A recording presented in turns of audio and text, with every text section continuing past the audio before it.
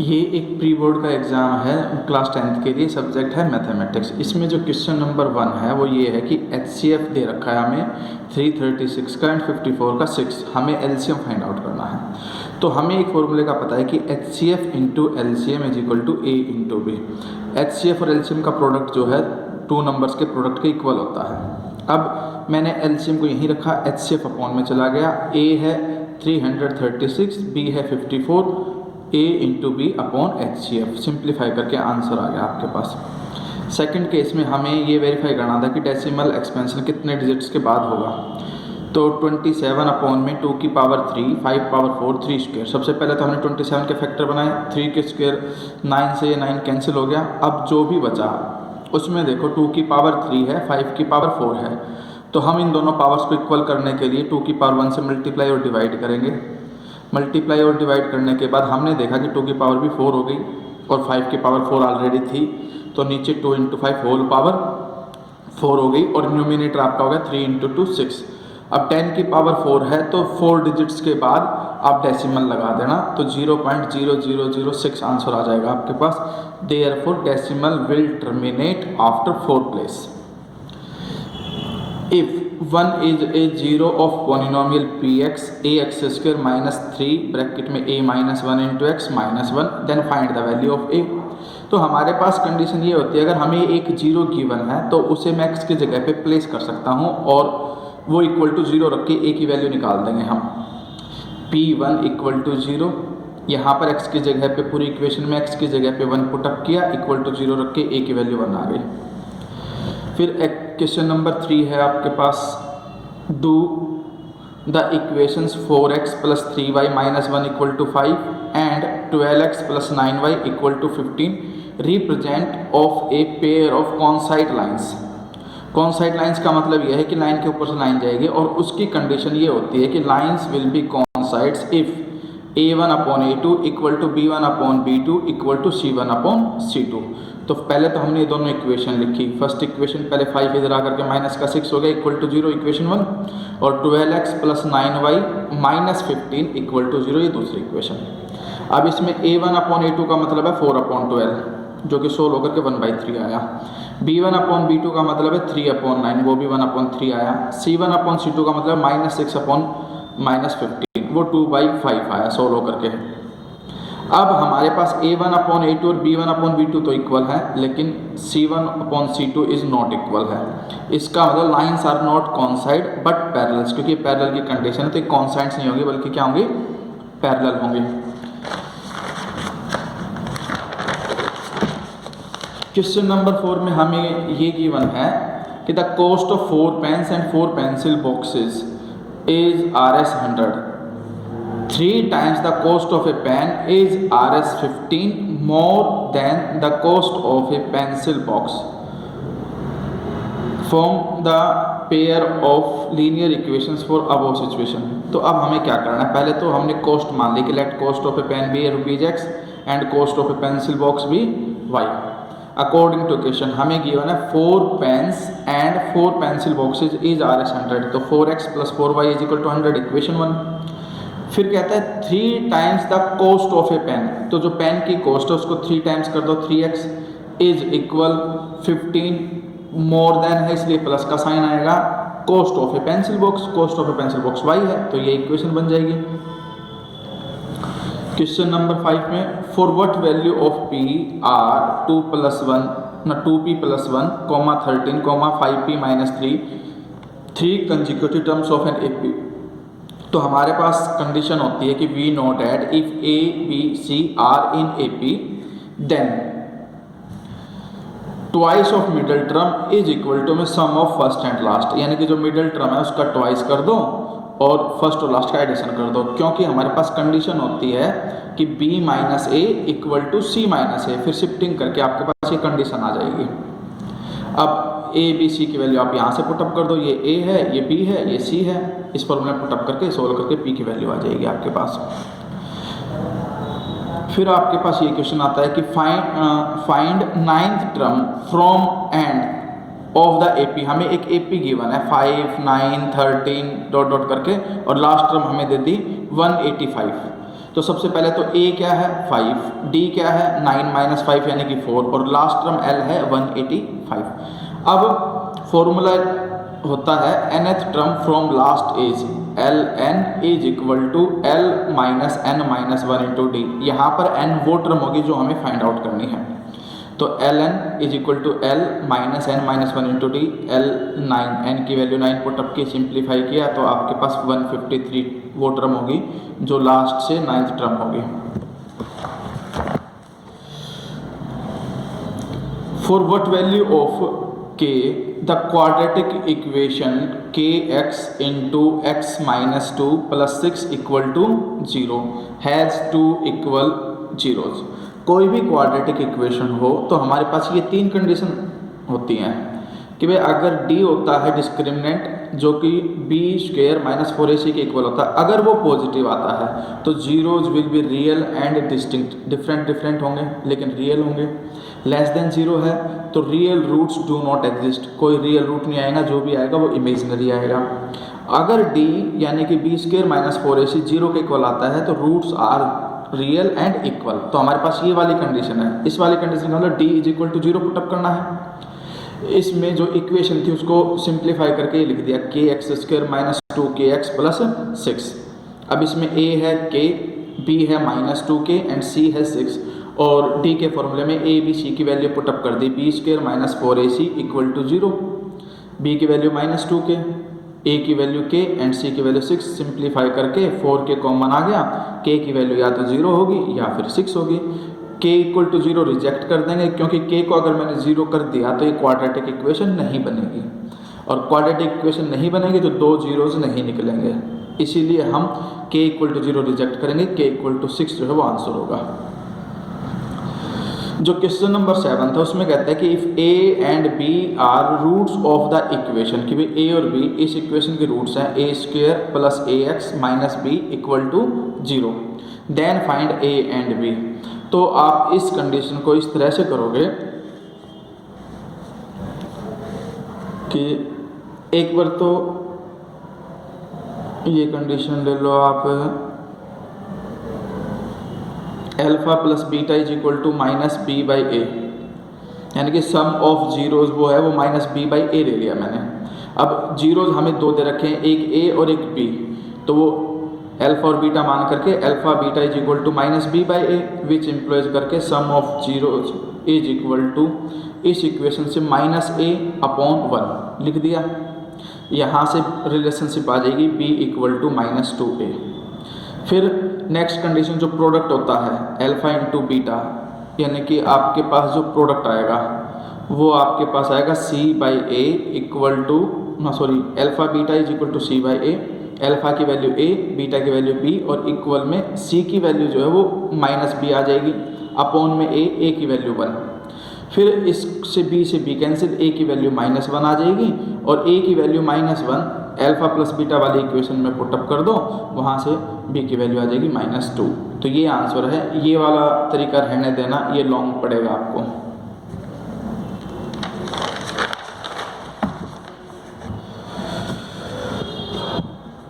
In the given figure PA and PB are tangents to the circle. भाई हमें PA और PB 2 tangents दे रखे हैं सर्कल पे। ये हमारा सेंटर है O को ऐसे मिलाओगे रेडियस, यहाँ पे एक एंगल बनेगा OAB और ये एंगल बनेगा APB। हमें सिर्फ इतना प्रूफ करना है कि अगर APB गिवन हो, यानी कि APB अगर ये एंगल गिवन हो तो ये एंगल निकालना है। तो NCERT में एक थ्योरम है, उसमें हम ऑलरेडी प्रूफ कर चुके हैं कि यहाँ पर जो एंगल होता है उसका हाफ यहाँ पर होगा। तो OAB आपको 60 गिवन है, 60 का हाफ कर दो, 30 आंसर आ जाएगा आपके पास। क्वेश्चन नंबर 9 में यह है कि इन the given figure the sides AB, BC and CA of A triangle ABC touch a circle eight PQ and R। कि भाई एक सर्कल है और ट्राइंगल इस तरह से ABC जो PQ और R पे उसको टच करता है, और हमें ये सारी कंडीशन इसके अंदर गिवन है कि भाई इफ़ PA इक्वल टू में 4, अगर PA 4 है तो PAR भी 4 होगी, क्योंकि टेंजेंट जो है किसी भी एक्सटर्नल पॉइंट से सेम सर्कल के ऊपर इक्वल होती है। तो AP 4 तो AR भी 4। Next condition BP equal to 3 given है, BP 3 है तो BQ भी 3 होगा and AC is equal to में 11। अब AC टोटल 11 है जिसमें से 4 आपके पास आ चुकी है तो ये 7 बच जाएगी क्योंकि 11 माइनस 4 CR जो है वो 7 के इक्वल होगी। अगर CR 7 है तो CQ भी 7 क्योंकि ये दोनों टेंजेंट इक्वल होंगी। हमें फाइंड आउट करनी थी BC, अब BC क्लियरली आ जाएगी 3 + 7 10 सेंटीमीटर। इसमें जो 9th का और पार्ट है उसको देखिए। In the given figure AP, AQ and BC are tangents to the circle if AB is equal to में 5 centimetre, AC is equal to में 6 centimetre and BC is equal to 4 centimetre. ये हमें given है तो हमने क्या किया कि AB 5 सेंटीमीटर गिवन है, AC 6 सेंटीमीटर गिवन है, BP को मैंने x मान लिया तो BH जो है वो भी x होगी। अब BC हमें 4 गिवन थी, x आपको है तो ये भी x होगा, BH भी x होगा और यहाँ पर CQ जो है वो आपके पास 4 माइनस x हो जाएगा क्योंकि CH 4 माइनस x है। अब हमें पता है कि भाई AP और AQ दोनों टेंजेंट्स हैं तो दोनों इक्वल होंगी। AP को AQ के इक्वल रख दो, AP का मतलब AB प्लस BP और AQ का मतलब AC प्लस CQ। अब इन सब की वैल्यू पुटअप कर दो, सिंप्लीफाई करके x की वैल्यू निकाल दो। x की वैल्यू आने के बाद हमें AP की लेंथ निकालनी थी। AP है आपके पास AB प्लस BP यानी कि 5 plus x, 5 plus 2.5 7.5 centimetre. Question number 10, हमें एक ट्रायंगल गिवन है ABC जिसके अंदर DE जो है वो पैरेलल है BC के। हमें फाइंड आउट करनी है ये CE। तो BPT क्या कहती है कि अगर आपके पास कोई लाइन थर्ड साइड्स के पैरेलल है तो सेम रेशियो में डिवाइड होंगी दो sides, AD upon DB equal to AE upon EC, फिर क्रॉस मल्टीप्लाई करके x की वैल्यू आ जाएगी। क्वेश्चन नंबर 11, हमें गिवन है कि भाई to draw a pair of tangents to a circle which are inclined to each other at an angle of 60। भाई दोनों टेंजेंट्स है 60 पे ड्रॉ करती हैं तो it is required to draw tangents at the end points of 2 radii of the circle. What should be the angle between them, दोनों के बीच में एंगल क्या होगा। तो हमारे पास ये है कि अगर दोनों टेंजेंट्स के बीच में 60 है तो हम एक रेडियस ड्रॉ करके उसके ऊपर 120 का एंगल बनाएंगे क्योंकि हमारे पास ये दोनों एंगल सप्लीमेंट्री होने चाहिए क्योंकि ये 90 डिग्री होता है, ये 90 डिग्री और ये अगर क्वाड्रिलेटरल बनता है तो इन दोनों का सम 180 है तो इन दोनों का सम भी 180 होना चाहिए। अगर ये एंगल गिवन है तो हमें यहाँ सेंटर पे जो एंगल बनेगा रेडियस के साथ वो 120 लेके चलेंगे। 12th क्वेश्चन नंबर 12, इसमें है 6 cot x plus 2 cosecant x is equal to cot x plus 5 cosecant x। Find करना है हमें cos x। तो इसके लिए आप क्या करोगे, कोट वाले सारे एक तरफ, कोट इधर गया, कोसिकेंट उधर चला गया। 5 cot x equal to 3 cosecant x। Cot x को कोस अपॉन साइन लिखा, कोसिकेंट को 3 अपॉन साइन लिखा और साइन से साइन कैंसिल, कोस x की वैल्यू 3/5 आ गई। 13th क्वेश्चन में हमें साइन ए गिवन है 3/4, कैलकुलेट करना है कोस ए। तो ट्रायंगल बनाओ, ट्रायंगल के अंदर हमारे पास जो परपेंडिकुलर अपॉन हाइपोटेन्यूज है यानी कि परपेंडिकुलर 3 लो, हाइपोटेन्यूज 4 आ गया तो जो बेस है वो पाइथागोरस थ्योरम से आ जाएगा, हाइपोटेन्यूज का स्क्वायर माइनस में परपेंडिकुलर का स्क्वायर इक्वल टू √7। अब कोस ए को अगर हमें लिखना है तो वो होगा बेस अपॉन हाइपोटेन्यूज यानी कि √7/4। और वैसे भी हम निकाल सकते हैं अगर साइन ए हमें गिवन है तो cos A is equal to √1 minus sine square, क्योंकि sine square A plus cos square equal to 1 होता है।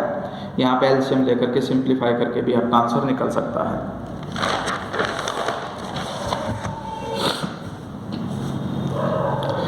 Find the area of A sector of a circle in terms of r and l whose radius is r and length of arc is l। यानी कि हमें find करना है area of sector L और R के term में। तो सबसे पहले तो फॉर्मूला लिखो, एरिया ऑफ सेक्टर क्या होता है, θ/360 πr²। अब हमारे पास जो θ/360 ये मुझे हटाना है किसी भी तरीके से क्योंकि हमें आंसर सिर्फ L या R का चाहिए। तो लेंथ ऑफ आर्क का फॉर्मूला होता है L इज इक्वल टू में θ/360 × 2πr। यहाँ से आप θ/360 की वैल्यू निकाल दो, L अपॉन में 2πr और ये इसकी वैल्यू θ/360 की वैल्यू यहाँ पर रख दो इसकी जगह पे इक्वेशन 1 में, यानी कि use 2 in 1। Area of sector is equal to L upon 2 pi r, क्योंकि यहाँ पे थीटा बाई 360 की वैल्यू रख दी, into pi r square, solve होकर के एल आर बाई 2 हो जाएगा। क्वेश्चन नंबर 15 में है a solid piece of iron in the form of a cuboid of dimension 49 into 33 into 24 centimetre is melted to form a solid sphere, find the radius of the sphere. हमें जो new sphere है उसकी radius find out करनी है। तो volume of sphere is equal to volume of cuboid, क्योंकि volume कभी भी चेंज नहीं होती शेप चेंज करने के बाद भी। तो वॉल्यूम ऑफ स्फीयर का फॉर्मूला लिखा और वॉल्यूम ऑफ क्यूबॉइड का फॉर्मूला लिखा। अब जिस की जो वैल्यू थी पुट अप करके सिंप्लीफाई करके आर क्यूब की वैल्यू आ गई 21 का क्यूब, तो रेडियस इज इक्वल टू में 21 सेंटीमीटर। अब क्वेश्चन नंबर 16 में कहता है कि someone is asked to choose a number from 1 to 100, what is the probability of being a prime number. तो हमें प्राइम नंबर की वो निकालनी है प्रोबेबिलिटी। तो 1 से 100 तक हमारे पास टोटल 25 प्राइम नंबर होते हैं, तो ये याद भी रख सकते हो या फिर आप इनकी लिस्ट बना सकते हो। फिर probability of E is equal to में 25/100 इज इक्वल टू 1/4। अब केस स्टडी बेस्ड क्वेश्चन है आपके पास। ये कहता है कि to conduct sports day activities in your rectangular shape school ground ABC। हमें एक ABC शेप्ड ग्राउंड दे रखा है। लाइंस हैव बीन ड्रॉन, कि भाई लाइन ड्रॉ हुई with chalk powder at a distance of 1 metre. सारी लाइनों के बीच के डिस्टेंस 1 मीटर है। 100 flower pots have been placed at a distance of 1 metre, यानी कि जो फ्लावर है वो 1 मीटर के डिस्टेंस पर रखे गए हैं। From each other along AD as shown in figure, Niharika runs 1/4 of the distance AD on the second line and post a green flag. फिर Preet runs 1/5 of the distance AD on the 8th line and post a red flag. ये हमें figure दे रखा है इसका इस तरह का। भाई ये ये आपका एक फिगर बना लिया हमने। ये टोटल लेंथ AD ले ली, इसमें 100 फ्लावर है और एक लाइन ड्रॉ की गई है 1 मीटर के उस डिस्टेंस पे। तो जो निहारिका है उसको हमने N से डिनोट किया, वो सेकंड लाइन पर है। अब सेकंड लाइन पर है तो कोऑर्डिनेट ऑफ N कैसे निकलेंगे वो देखो। Coordinate of N is equal to second line तो लिख दी 1/4 of total distance of AD total distance 100 metre होगी क्योंकि 100 फ्लावर है 1 मीटर के डिस्टेंस पे। तो 1/4 ऑफ 100 25, यानी कि coordinate of N is equal to 2,25। उसी तरह से कोऑर्डिनेट ऑफ P यानी कि प्रीत जो है 8th लाइन पर है और वो चलती है आपके 1/5 ऑफ टोटल AD। तो 1/5 ऑफ 100 हो जाएगा 20, तो ये कोऑर्डिनेट आ जाएंगे 8,20। अब इन दोनों फ्लैग्स के बीच की डिस्टेंस निकालनी है तो डिस्टेंस फॉर्मूला अप्लाई कर दो। The coordinate of the flag posted by Niharika are this, और फिर कंडीशन आ जाएगी कि the coordinate of the red flag are, क्योंकि निहारिका रेड फ्लैग पोस्ट करती है तो उसके कोऑर्डिनेट आ जाएंगे। फर्स्ट पार्ट में पूछा था कि भाई coordinate of the flag posted by Niharika 2,25। Second question में पूछा है the coordinate of the red flag जो है वो 8th लाइन पे था जो प्रीत करती है 8,20। डिस्टेंस बिटवीन बोथ फ्लैग, अब दोनों फ्लैग्स के बीच की जो डिस्टेंस है उसमें आप फॉर्मूला लगा देना डिस्टेंस फॉर्मूला x2 - x1 का whole square plus y2 - y1 का होल स्क्वायर। सिंप्लीफाई करके √61 आ जाएगी। इसके बाद इन्होंने नेक्स्ट पार्ट ये पूछा है if Rashmi has to post a blue flag exactly half way between line joining the 2 flags, यानी कि जो 2 फ्लैग थे where should she flag her flag, तो हमें वहाँ पर जो मिडल में फ्लैग पोस्ट करना है वो मिड पॉइंट फॉर्मूले से निकालेंगे और मिड पॉइंट फॉर्मूला बन जाएगा x1 + x2 divided by 2 y1 + y2 divided by 2। तो जो NK और P के कोऑर्डिनेट है उनका यूज करके मिड पॉइंट फॉर्मूला अप्लाई कर देना और आपके पास ये कंडीशन आ जाएगी। फिर ये कहते हैं कि the distance of green flag from origin. अब जो ग्रीन फ्लैग था उसके कोऑर्डिनेट 2,25 थे और ओरिजिन के जो हैं वो 0, 0 होते हैं। अब डिस्टेंस निकालनी है तो डिस्टेंस फॉर्मूले का यूज करो 2 - 0 का स्क्वायर प्लस 25 - 0 का स्क्वायर। सिंप्लीफाई करके आंसर आ जाएगा आपके पास। फिर इसके बाद जो क्वेश्चन नंबर